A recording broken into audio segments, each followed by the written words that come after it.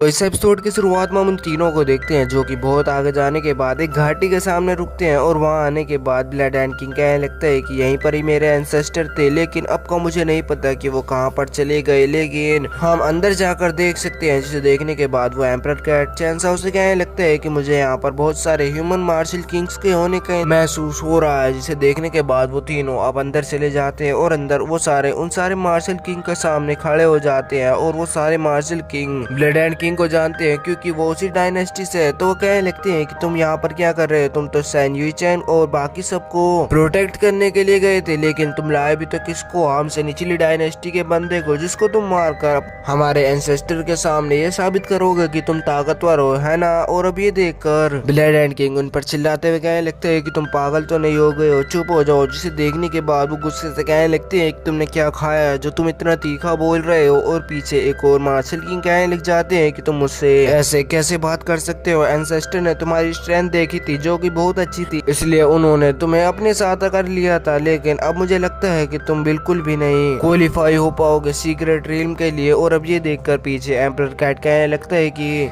लड़के, मैं एक बात बताऊं, तुम्हारी स्ट्रेंथ इन सबसे बहुत ज्यादा है, उनके सामने तुम आसानी से टिक सकते हो, ये बिल्कुल कचरा है। जिसे देखने के बाद वो मार्शल किंग कहने लग जाता है कि इस ब्लड डीमन की इतनी हिम्मत कैसे हुई कि वह मुझे कचरा कह सके। और अब ये देखकर उसे गुस्सा आ जाता है और वो गायब होकर उसके पीछे आ जाता है और वो डर कर उसे पीछे देख ही रहा होता है कि वो उसके आगे आकर उस पर एक हमला कर देता है, जिसकी वजह से वो दूर जाकर गिरता है और उसके ऊपर बहुत सारी चट्टानें आकर गिर जाती हैं। जिसे देखने के बाद वो सब हैरान हो रहे होते हैं कि वो वापस से अपनी पावर को बढ़ाते हुए उन सारी चट्टानों को हटाकर उनके पास आने लग जाता है और ब्लड एंड किंग से कहने लगता है कि तुम अब ज्यादा ही खतरे को मोल लेना चाहते हो। जिसे देखने के बाद चैनसाओ ब्लड एंड किंग से कहने लगता है कि ब्लड एंड किंग, समय बर्बाद मत करो, तुम्हें इनसे इनके माइटिंग किंग्स कहाँ है उसके बारे में पूछना है। जिसे देखने के बाद वो कहने लगते हैं कि लड़के, तेरा भी नंबर आएगा, उसके बाद ब्लड एंड किंग तुम्हें इस लड़के को मारना ही होगा, वरना हमारे एंसेस्टर तुम्हें बहुत ही बुरी तरह से पनिश करेंगे। जिसे देखने के बाद वो अपनी एनर्जी लेवल को बढ़ाता है और उनके सामने आकर खड़ा हो जाता है। जिसे देखने के बाद वो कहने लग जाते हैं कि ब्लड एंड किंग, तुम्हारा एनर्जी लेवल पहले से बहुत ज्यादा बढ़ गया है, तुमने क्या किया है। और अभी देखकर ब्लड एंड किंग अपनी एनर्जी से उस मार्शल किंग को अपने पास बुला लेता है और उसके गला पकड़कर उसे हवा में उठा देता है और वो कहने लगता है कि अब मुझे बोलना होगा। और अब ब्लड एंड किंग उससे उनके माइटी किंग्स के बारे में पूछ रहा होता है। जिसे देखने के बाद वो सब कहने लगते हैं कि तुम ये क्या कर रहे हो, तुम इसको ऐसे नहीं मार सकते हो, तुम्हें पता भी है ये हमारे एंसेस्टर का डिसाइपल है, तुम मरना चाहते हो क्या। ये देखने के बाद वो मार्शल किंग कहने लगता है कि ब्लड एंड किंग, तुम में बहुत सारी हिम्मत है, लेकिन तुम अब मरने वाले हो। और अब ये देखने के बाद चैनसाओ कहने लगते हैं कि तुम ये क्या कर रहे हो, तुम मेरा समय बर्बाद कर रहे हो। ये देखने के बाद ब्लड एंड किंग अपनी एनर्जी लेवल को बढ़ाता है और उसको वहीं पर ही मार डालता है और उसे दूर फेंक देता है। जिसे देखने के बाद वो सब हैरान हो रहे होते हैं और वो स्पिरिट एनर्जी में बदल जाता है। और अब ये देखकर पीछे वाले मार्शल किंग गुस्सा हो जाते हैं